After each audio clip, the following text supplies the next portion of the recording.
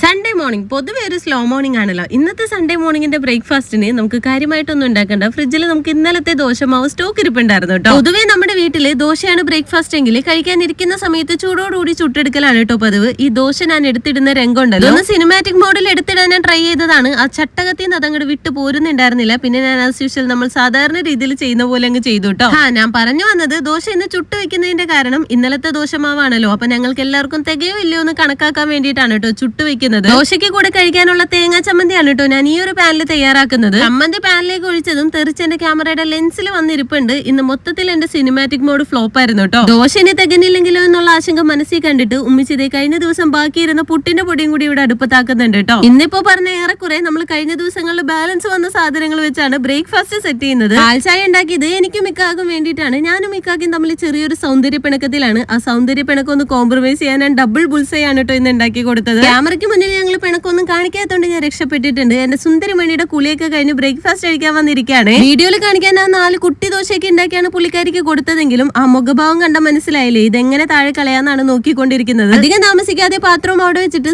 സുന്ദരിയുടെ പാട്ടിന് പോയിട്ടുണ്ട്. പിന്നെ ഞാൻ ബ്രേക്ക്ഫാസ്റ്റ് കഴിക്കാൻ ഇരിക്കാണ് കേട്ടോ. ഇക്കാക്കാന്റെ മോള് ഹെസ അവിടെ ഇരുന്ന് ഉമ്മിച്ചിയുടെ ഫോൺ കാണുന്നുണ്ട്. അവളോട് കത്തി അടിച്ചിട്ടാണ് കേട്ടോ ഞാൻ ബ്രേക്ക്ഫാസ്റ്റ് കഴിക്കുന്നത്. ബ്രേക്ക്ഫാസ്റ്റോട് കൂടി ഞങ്ങൾ അടുക്കള ക്ലോസ് ചെയ്യാണ്. ഉച്ചയ്ക്ക് ഒരു കല്യാണം ഉണ്ട്. കല്യാണ വിശേഷമായിട്ട് അടുത്ത വീഡിയോ കാണാവേ.